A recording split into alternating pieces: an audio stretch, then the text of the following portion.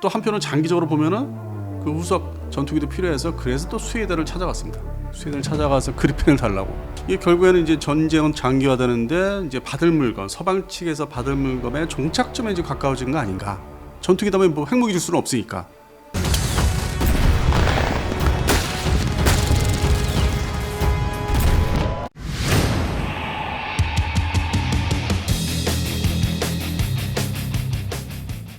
오늘 이 시간은 우크라이나 전쟁이 지금 그 장기화된다는 얘기가 이제 나오고 있는데 그와 관련돼서 지금 젤렌스키가 또 미국의 그 F-16, 미국제 F-16을 거의 뭐 승낙을 이제 받았다고 하는 뉴스가 이제 들려와요. 그러면서 뭐 덴마크, 네덜란드 방문했다.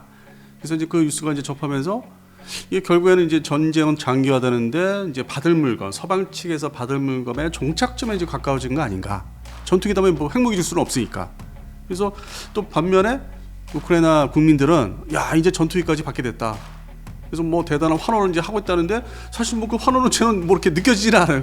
왜냐면 워낙 이번에 승낙을 받아서 덴마크하고 네덜란드에서 준다는 F-16이 사실 옛날 거거든. 개량은 성능 개량해서 막 AM, 뭐 BM 이래가지고 이제 쓰고 있는 건데 이 제조 연도가 뭐 거의 80년대 중후반. 우리 지금 KF-16 면허 생산한 게 90년대 면허 생산한 거잖아요.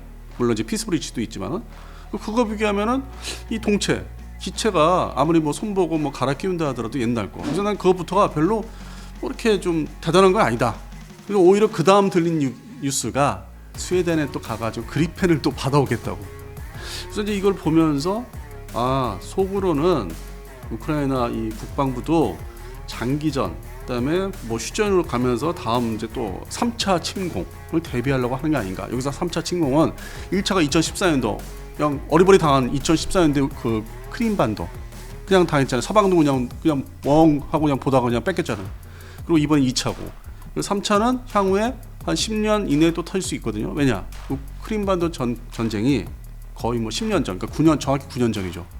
그러면서 10년 채우기 전에 이게 전쟁이 발발했기 때문에 향후에도 이제 그렇게 봐야 되는 거죠. 그러면 이게 2030년대 전후로 해서 이제 일어날 수 있는 일이기 때문에 그래서 전투기를 결국 인수하겠다, 받아야 된다. 그러면서 뭐 당장 이거 가지고 뭐 모스크바를 뭐 쳐들어간다 뭐 이건 있을 수 없고 뭐 또 미국에서 통제를 하기 때문에 못하게 관련된 이제 뭐 무장이라든지 보조 연료 탱크 이런 것도 이제 관련이 있으니까 공중급 위기는 뭐 또 없고 그러다 보니까 이제 일단 첫 번째 진입은 이제 전투기 보유 진입을 했는데 그러다 보니까 그 우크라이나 군의 군사력 지금 진행되고 있지만 뭐 군사 뭐 지원 원조에서 뭐 작년부터 지금까지 많이 받았는데 그게 뭐 이 전투기 지금 얘기 나오다시피 다 지상군 중심으로 이제 지원을 받았어요. 그러다 보니까 이 공군력도 와 얘네들이 왜 전투기를 이렇게 애원을 했나 받으려고 이렇게 보니까 뒤돌아보니까 다 구소련 러시아제 뭐 미그 29가 주력이야. 뭐 78대인가 뭐 그러고 그 또 대형 전투기라 들어는 S-27 프랭커 이건 또 한 줌이에요. 뭐 35대 그것도 초기형. 그리고 이제 타격기라고 하는 가서 좀 때려야 되는 거 뭐 소위 스톰 섀도를 쏘는 뭐 중거리 공대지 미사일, 장거리 공대지 미사일 쏘는 이제 플랫폼이 S-24 이런 타격기가 겨우 14대. 그러니까 이거 가지고 어떻게 할 수가 없는 거야. 이거 가지고 방공 전투 하기도 어려운 거죠. 미그 19는 이제 뭐 단거리 방공 전투 들어오는 거, 그다음에 S-27은 이제 항공 우세를 하기 위해서 이제 항상 떠 있어야 되는데 교대하면서. 근데 이게 턱없이 숫자가 부족하고. 근데 상대방은 같은 프랭커 전투기라도 최신형을 가지고 이제 쳐들어오니까. 그래서 이제 안 되겠다. 우리가 지상도 타격한 동시에 여러 가지 일을 해낼 수 있는 그 서방 측에서 소위 좀 여유가 있는 남는다는 거 좀 있으면 갖다 버릴 수도 있는 F-16을 이제 가서 이제 받아오기로 이제 한 거죠. 그래서 공군력은 복잡하지 않기 때문에 그동안의 우크라이나 공군력은 단순하기 때문에 이제 요거를 이제 받으면은 그다음에 이제 그리펜까지 이어지면은 2030년대 전까지는 이게 좀 방어 전투는 되지 않을까. 거기에 이제 딸려오는 이제 무장들이 또 있기 때문에 차후에 이제 지금은 아니라고 그러는데 차후에 시간이 지나면 무장이 또 이렇게 공급하는 게 확대가 될 거예요. 그래서 공군력 이제 보강이 시급하고 그러다 보니까 야 공군력은 단순하면서도 이게 차후에 계획들이 이제 조금씩 이 뭐 연도별로 지금 뭐 얘기 들어보니까 F-16 같은 경우는 이제 구형이지만은 덴마크에서 주는 19대가 2025년까지 분할 인도 한 번에 다 못 준다. 근데 뭐 외형적인 이유로는 정비 손 좀 봐서 줘야 된다. 그리고 예를 들어서 뭐 나토의 뭐 이제 저가 식별 뭐 IFF 모드 5가 일단은 좀 뭐 뛴다든지 왜냐면 나토 현재는 나토 회원국이 아니니까 손을 좀 봐야 되거든요. 근데 이 정비 개통이 시간이 좀 걸려요. 그러니까 이제 그런 이유로 이제 또 외형적으로 내세우면서 잘라서 이제 납부를 이제 하는 거지. 인도 납부. 그러니까 결국에는 2025년까지 준다. 덴마크는 이제 그렇고 네덜란드가 이제 대수를 정확히 얘기 안 하지만은 그 F-16 AM, BM 전투기를 줄 수 있다고 하는데 그것은 이제 배경에는 이제 F-35가 이제 어느 정도 전력화가 진행되고 있기 때문에 따로 이제 빼서 보관하고 있는 게 한 40여 대 된다고 해요. 보관하고 있는 게. 근데 42대인데 이거를 다 주겠다는 게 아니라 그 정비도 해야 되고 손 좀 봐야 되고 뭐 곤란하다 보니까 그 이하로 이제 줄 것 같은 예상을 하는데 우리가 이제 일반적으로 이제 접할 때 보면은 뭐 쟤들이 42대 있으니까 그걸 다 주지 않겠느냐 그렇게 전망들을 하는 건데 실제적으로 이제 이걸 속가내고 사용하는 기간도 좀 오래되다 보니까 속가내면은 이제 이 덴마크 19대 합해서 하면은 한 30여 대, 40여 대 미만. 그래서 뭐 기존에 이제 뭐 61대까지 알려진 거는 아직은 너무 좀 이른 성급한 어떤 그 숫자로 이제 합산을 낸 거고 한 30에 대해서 40대 뭐 전후로 해서 이제 주지 않을까 가지게 되면은. 그래서 이 젤렌스키가 그 전투기가 급하다고 하지만은 또 한편은 장기적으로 보면은 그 후속 전투기도 필요해서 그래서 또 스웨덴을 찾아갔습니다. 스웨덴을 찾아가서 그리펜을 달라고. 그리펜이 그 C형, D형 그게 한 90대 정도가 따로 보관을 하고 있다는 얘기가 있어요. 근데 그거에 또 일부를 이제 받아오려고 하는데 이게 순차적으로 연차적으로 이 덴마크의 F-16 그다음에 이제 네덜란드 그다음에 또 그리펜을 이제 받아와서 전력을 보강하겠다. 최소한 구소련, 러시아제 미그29는 대체를 하겠다는 이제 생각을 가지고 있는 것 같습니다. 그래서 뭐 공군력은 이제 이렇게 해서 정리를 이제 해갈 예정인 것 같고. 저 질문 있습니다. 네. 지금 우크라이나에서 이 F-16을 가져온다고 했을 때 러시아가 반발이 굉장히 심하지 않습니까? 이게 원래 전술핵을 투발할 수 있는 전투기니까. 네네. 네. 그런데 이 러시아는 5세대 전투기가 있다고 자랑하는 국가 아닙니까? 근데 아직 뭐 겨우 이 F-16의 두려움을 느낀다는 게 이게 한심한 거 아닙니까? 지금 그 우크라이나 공군이 보유하고 있는 전투기 중에서 항공 우세를 좀 이렇게 할 수 있는 그러니까 모양새를 갖출 수 있는 전투기가 S-27 플랭커죠. 이게 플랭커에서 이 주로 운영하는 게 이제 R-27 중거리 공대공 미사일을 발사할 수 있어요. 그게 무슨 얘기냐? 이거는 구형이야 또. 그래서 지금까지는 이 우크라이나 공군이 자기들을 이렇게 압도할 수 있는 숫자상으로나 이 성능으로 봐서는 같은 뭐 러시아제, 소련제지만은 압도할 수 없는 거예요. 한계가 있는 거야. 근데 서방 측의 F-16, 나토 국가에서 운영하는 F-16은 구형이라도 그냥 단적으로 암남 미사일 쏘거든. 그래서 저는 지금 궁금한 게 과연 이 플랫폼만 주면서 무장을 어디까지 허용할 건지가 난 그 다음 관심사. 그러니까 이게 전투기가 넘어가면서 같이 이제 딸려가는 게 무장이 어디까지냐, 공대공 미사일은 뭐냐, 그다음에 소위 공대진 미사일까지 줄 거냐, 뭐 제줌 같은 거. 근데 이런 얘기는 없잖아요. 무장에 대한 거는. 그러니까 플랫폼 얘기만 하고, 그 시기만 얘기하고, 대수만 대략적으로 얘기하고. 그러니까 이제 러시아 쪽에서 볼 때는 아 저것들이 앞날까지 달아서 가져오면은 우리 플랭커도 당할 수 있어. 플랭커 시리즈 신형들, 뭐 SU-35까지 상황에 따라 전장 상황에 따라서 당할 수 있다는 거지. 그리고 이게 전술핵을 투발할 수 있는 게 심리적으로 전술핵 투발할 수 있는 비행기이기 때문에 전투기이기 때문에 심리적으로 뭔가 좀 찜찜하고 불안하지. 기존에 구소련 러시아제 자기들 동일하게 쓰던 구형 전투기는 알거든. 저기 한계가 있다는 거. 가지고 있어. 다 뽀개줄게. 다 격추할게. 이제 그런 상태의 전쟁을 하고 있으니까 이 서방 측의 대표적인 베스트셀러, 아주 대표적인 F-16이 온다는데 거기다가 좀 있으면 또 그리펜도 묻혀 온다는데 그럼 얘네들이 무장의 핵심이 공대공 전투에서 암남인데 이게 이제 불안한 거죠. 이게 좀 항공 우세에서 이제 자기들이 밀릴 수 있다. 이제 그런 측면에서 이제 뭐 여러 가지 이제 불안감이 이제 상승하고 이제 자리 잡을 수 있다는 거죠. 근데 규모가 F-16이 뭐 좀 뭐 우리 PD님 말씀하신 대로 많지 않은 게 좀 그것도 걸려요. 그래서 향후에 이러다 보면 이제 그래서 나오는 얘기가 뭔지 아십니까? 이러다 보면 폴란드가 받는 F-50까지 넘기는 거 아니냐. 지금은 아닌데 지금은 상상할 수 없는데 이러다 보면은 뭐 2025, 26년도에 이 F-50도 두 종류잖아. 그러니까 자기들은 이제 2026년부터 신형 에이서라이더 단 PL형을 이제 보유하면서 먼저 쓰고 있던 12대 F-50 GF를 주는 거 아니냐. 그런 얘기 제 주변에서 나와요 지금. 그래서 이 공군력은 지금 재밌게 돌아가는데 소위 이렇게 무기체계 쪽으로 보면은 근데 문제는 역시 지상군 정리를 도대체 지상 전력을 이 우크라이나군이 앞으로 휴전하거나 종전하면 어떻게 이게 교체 정리 할지 이거는 이제 전망이 안 보여. 너무 지금 중구난방으로 물건을 받아가지고 급한 대로 이제 사용을 하고 있어요. 근데 우리 PD님도 아시다시피 전쟁 발발하기 전에는 거의 뭐 러시아제, 구소련제 전차, 뭐 자주포로 뭐 다연장 로켓포, 그래서 좀 어떻게 보면 좀 이렇게 정리가 돼 있는 상태였어요. 획일적으로. 왜냐면 딱 체계가 이렇게 오히려 잡혀 있었지. 근데 이제 전쟁 터지면서 받은 거 급한 대로 받은 게 이제 급한 대로 탄약을 주니까 쏘는데 사용하는데 너무 종류가 잡다해. 특히 이 전차가 과연 지금 당장은 뭐 레오파드 1 같은 게 200여 대가 지금 넘게 받았는데 얘가 그렇게 전쟁터에서 실력 발휘할 수 있는 물건이 아니에요, 더 이상. 이건 뭐 70년대나 통용되던 물건이고, 그러면 이제 레오파드 2를 많이 주면 되지 않느냐? 줬겠지? 한번 이렇게 들여다보면 숫자를 보면은 어이가 없어. 몇 대인 줄 아세요? 100대가 안 돼. 레오파드 2 시리즈가 85대야. 딱 그 공인된 게, 집계를 공식으로 낸 게 85대인데, 요 85대 안에서도 그나마 신형이라는 거, 그 안에서도 2A6형 뭔가 장갑을 이렇게 볼록볼록 붙인 거잖아. 그게 2A6형이 21대야. 그러니까 이게 되게 어떻게 보면 서방 측이 전차를 넘겨주는 것도, 뭐 챌린저 2도 뭐 14대라고 하잖아요. 그 9월달에 넘어간다는 M1, A1, A2도 아닌 A1 31대. 이게 대대급이거든. 그럼 얘네들이 과연 올망을종망을 배치, 여기저기 배치, 분산 배치돼서 무슨 효과를 발휘해요?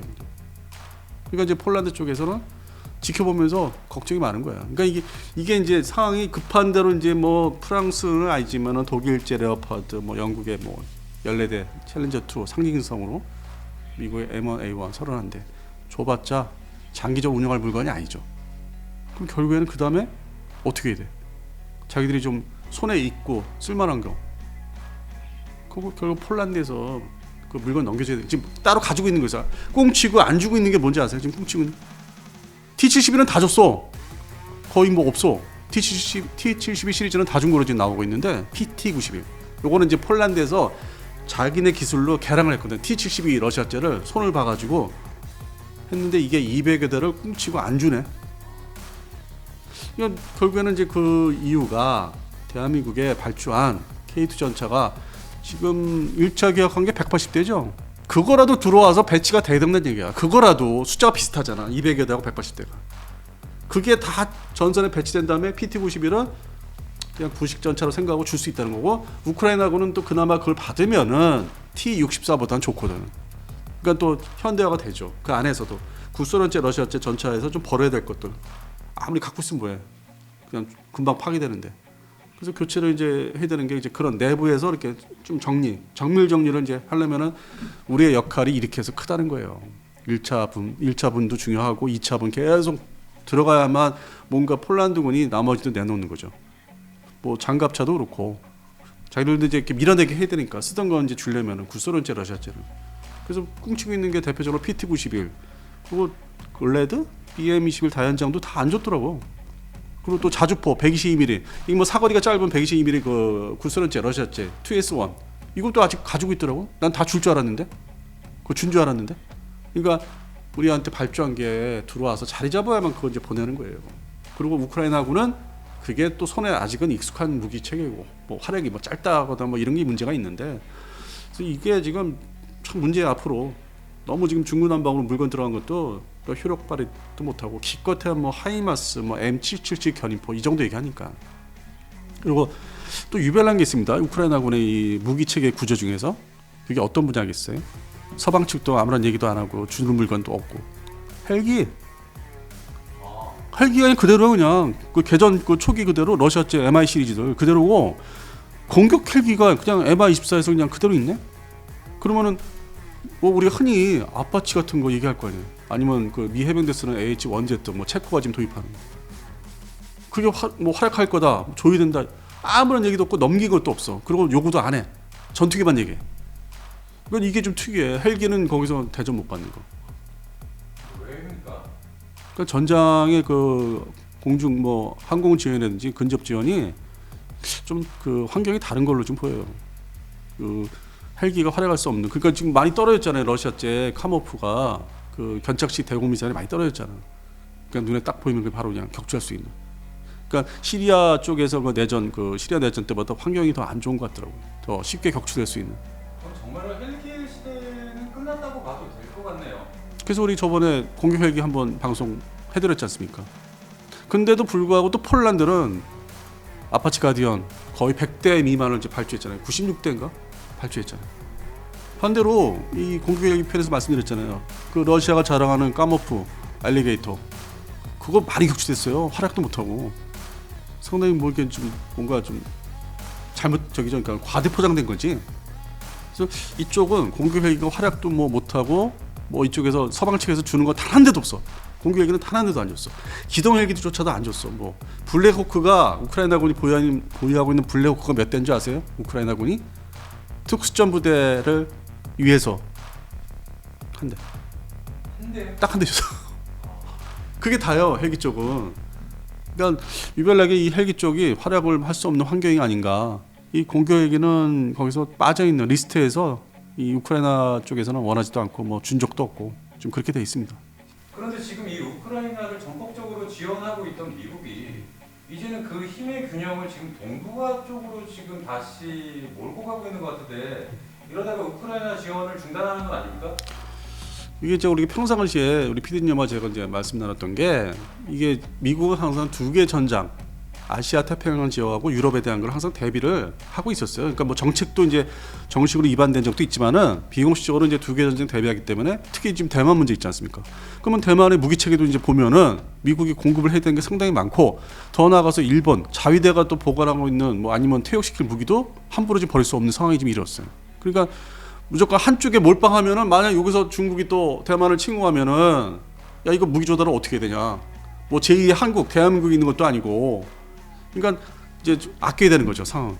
무기 체계를 무조건 줄 수 없고 그리고 어느 정도 줬다 생각하고 있고 그리고 이제 남은 거는 전투기도 자기네 미 공군이 보유하고 있는 미 본토에 있는 주방위 공군에 쓰고 있는 F-16 블록 30단위도 꿍치고 있어. 안 줘. 줄 수 있는데 줄 수 있는데도 지금 꿍치고 있는 거야. 지금 이렇게 상황을 감마하고 있는 거거든. 그래서 여러 가지 복잡하게 한쪽 그 지역만 대비할 수 있는 게 아니기 때문에 그럼 어느 정도 줬다고 생각하고 그러면 이제 지금부터는 이제 탄약 위주로 진짜 말 그대로 탄약 위주로 소모성 탄약 위주로 이제 지원을 할 것 같은데 내년에 미국 또 대선 있지 않습니까? 그리고 지금 뭐 나오는 얘기가 만약에 트럼프가 다시 또 들어서면은 트럼프는 또 친러기 때문에 강제적으로 뭐 다 끊어버리면서 휴전을 종용할 수 있고 아니면 아예 그냥 종전해라. 그렇게 할 수 있다는 거죠. 뭐 반대 군부가 이제 러시아한테 그러겠죠. 우리 군사원자 않을 때까지 그만 중단해라. 그래서 뭐 변수가 좀 많다고 합니다. 지금 현재 봐서는. 그래서 뭐 장담할 수 있는 건 아니고. 그런데 이제 이 대만 문제는 자꾸 이제 그 위험도가 높아지고 있으니까 이쪽도 이제 준비를 해서 재편을 하고 있고. 그래서 무기를 또 일부분은 또 비축을 해야 되는 거. 하다못해 뭐 대만군에 지금 주기로 했던 거 M1AT라는 이제 그 전차 에이브람스 이거 지금 넘어가지도 않았거든요. 근데 그런 문제. 따로 또 만들어 줘야 되는 거 아니면은 기존에 있는 거를 뭐 개량을 한다든지 하여튼 그런 문제. F-16 추가로 발주한 거 66대 그것도 지금 아직 안 줬어요. 그러니까 복잡한 거예요. 미국의 방산업체들이나 미국 국방성에서 이제 통제하는 게 무기를 지역별로 어떤 조달해서 줘야 되는 게 지금 상당히 이게 지금 뭐 복잡해지는 거예요. 한 군데만 몰빵할 수 있는 게 아니기 때문에.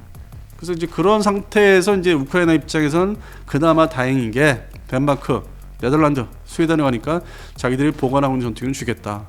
그러니까 이건 뭐 위기 상황이 될 수 있는데 이거라도 받아오면 좀 버틸 수 있겠다는 이제 생각을 이제 하는 거죠. 근데 이것도 거기에 묻혀가는 무장들이 어떤 게 이제 또 결정을 또 해야 되는 거거든. 그래서 이게 뭐 산 넘어 산. 그러니까 우크라이나 입장에서 그냥 플랫폼만 또 입수한다고 되는 게 아니라 그리고 이게 전쟁을 어떤 형태로 장기화되면 어떻게 대응을 해야 될지 그리고 기존에 이 무기들 서방에서 받은 무기 정리 문제도 있고 그래서 이게 뭐 간단치가 않아요. 올 하반기에도. 그리고 이제 우리하고 또 폴란드 있고 무기 조달, 방산 수출 이것도 지금 간단한 문제도 아니고 서로 다 얽혀 있어 다 뭐 뒤섞여 있어가지고 아시아에서 문제도 있고 대만 양안 사태도 있고 그래서 지금 뭐 이렇게 간단하게 뭐 이렇게 이 국제 환경, 안보 환경을 이제 마음을 놓을 수 있는 상황도 아니고 복잡하게 흘러가고 있습니다 지금.